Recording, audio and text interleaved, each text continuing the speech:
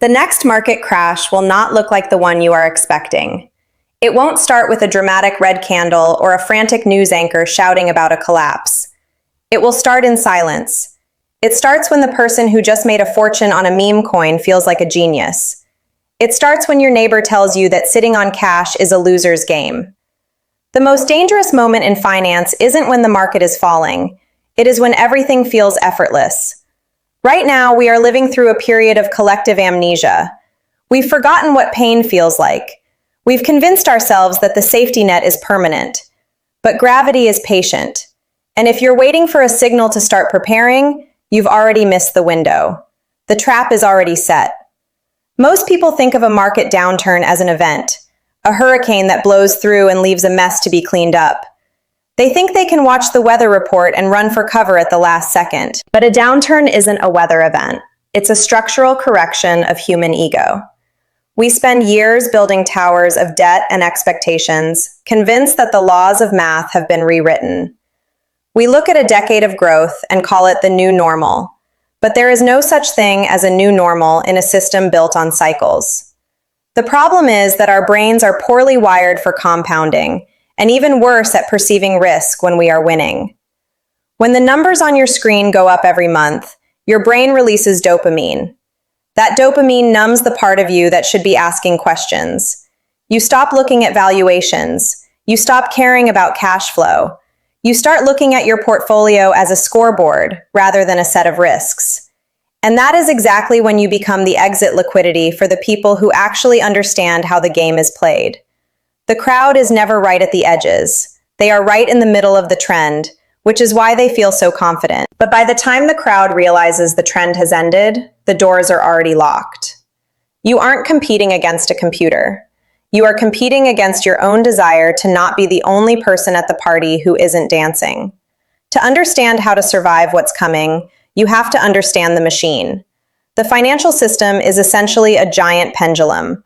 On one side, you have greed. On the other, you have fear. The pendulum never sits still in the middle, even though that's where the fair value usually lives. It spends almost all of its time swinging toward one of the extremes. For the last few years, the pendulum has been pushed by a relentless force of cheap money. When money is easy to get, people do stupid things with it. They buy companies that don't make a profit. They buy digital assets with no utility.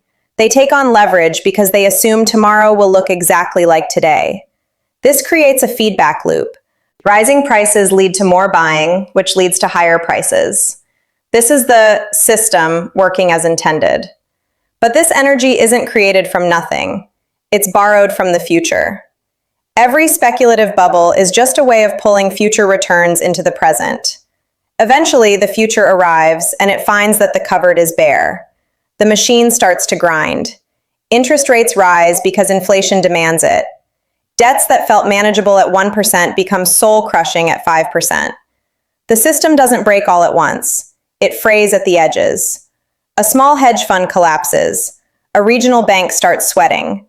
The smart money quietly moves toward the exits while telling everyone else to stay calm. They need you to stay calm.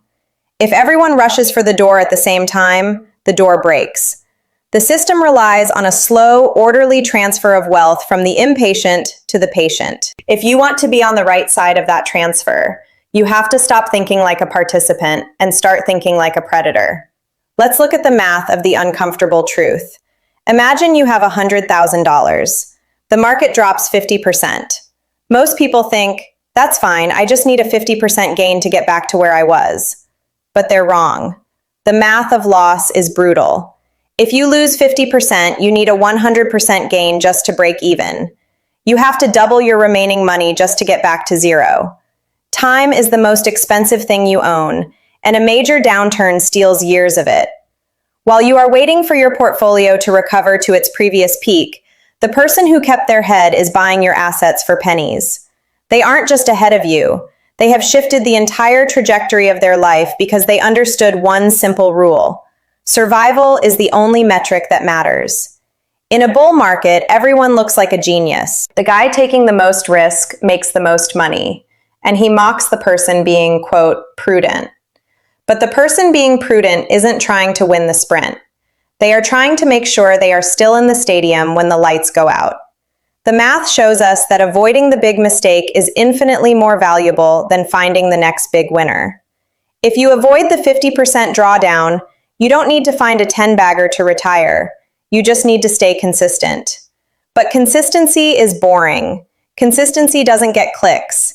Consistency doesn't give you that rush of adrenaline. The math says you should have a massive pile of dry powder when things are expensive.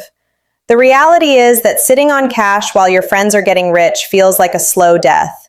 It feels like you're failing. And that is the hidden mechanic of the market. It is designed to make the right decision feel like the wrong one until it's too late to switch sides. If you go on social media, the advice is always the same. Buy the dip, diamond hands, to the moon. It's a religion, not a strategy. The hype tells you that the market always goes up in the long run.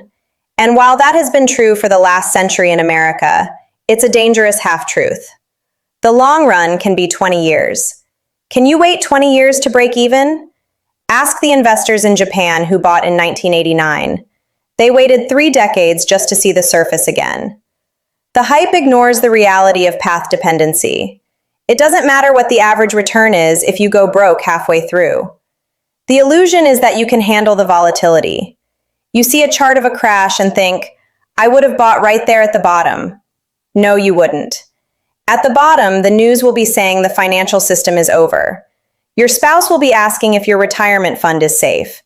Your friends will be talking about selling everything and buying gold bars. The bottom doesn't feel like an opportunity. It feels like the end of the world. That's why it's the bottom. If it felt like a good time to buy, it wouldn't be the bottom. The hype suggests that you should always be all in. But being all in means you have no moves left. You are a passenger. You are a victim of whatever happens next. The real winners are never all in when the sun is shining. They are the ones who feel slightly foolish during the boom because they are holding back. They are the ones who are okay with underperforming for a year or two if it means they can dominate for the next 20. Real investing is remarkably lonely.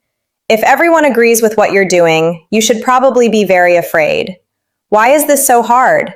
It's not because the math is difficult. It's because your biology is working against you.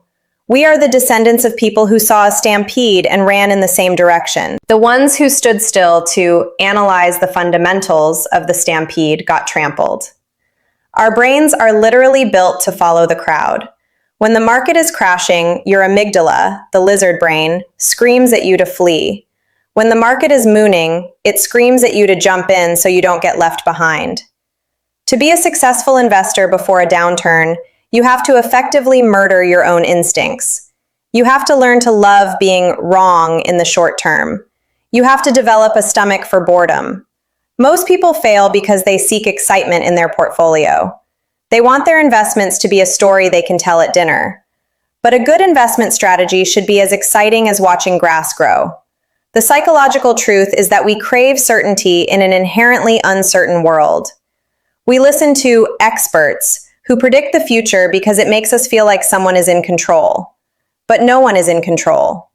The market is a chaotic, emergent system of millions of terrified, greedy humans. The only thing you can control is your own reaction to the chaos. And yet, that is the one thing most people refuse to do. They would rather blame the Fed or the government or the, quote, manipulators than admit they were caught up in the mania.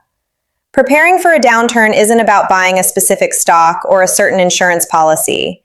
It's about building a fortress around your mind so that when the panic starts, you can watch it like a movie instead of being a character in the tragedy. So how do you actually prepare? You stop looking for the, quote, smart strategy and start looking for the, quote, robust one. You accept that you don't know when the end will come. You stop trying to time the top because the top is a needle in a haystack. Instead, you start asking yourself a different question. If the market closed tomorrow and didn't reopen for 5 years, would you be okay? If the answer is no, you aren't an investor. You're a gambler who just hasn't realized the house is about to change the rules. We like to think we are more evolved than the people who lost everything in 1929 or 2008. We have better apps, we have faster data, we have more liquidity, but we have the same hearts, the same fears, the same capacity for self-delusion. The next downturn will happen when the last bear finally gives up and buys in. It will happen when the common sense of the day says that risk has been managed out of existence. And when it happens, the people who spent the last few years being smart will be the ones screaming the loudest. The question isn't whether you can predict it. The question is, who will you be when the silence starts? Will you be the person frantically looking for someone to tell you what to do? Or will you be the one who already knew this was coming? The choice isn't made during the crash. The choice is being made right now. While everything is still fine, while the sun is still out, the exit is over there. It's small, it's quiet, and almost no one is using it. Yet. What if the smart strategy isn't about what you buy, but about what you're willing to walk away from? What if the only way to win is to stop playing the game everyone else is obsessed with? Think about that the next time you check your balance. The market doesn't care about your goals. It doesn't care about your timeline. It only cares about its own cold, mathematical cycle. And that cycle is indifferent to your survival. Should we look deeper into the specific asset classes that historically survive these cycles? Or are you more interested in the psychological exercises to remain detached when the panic begins?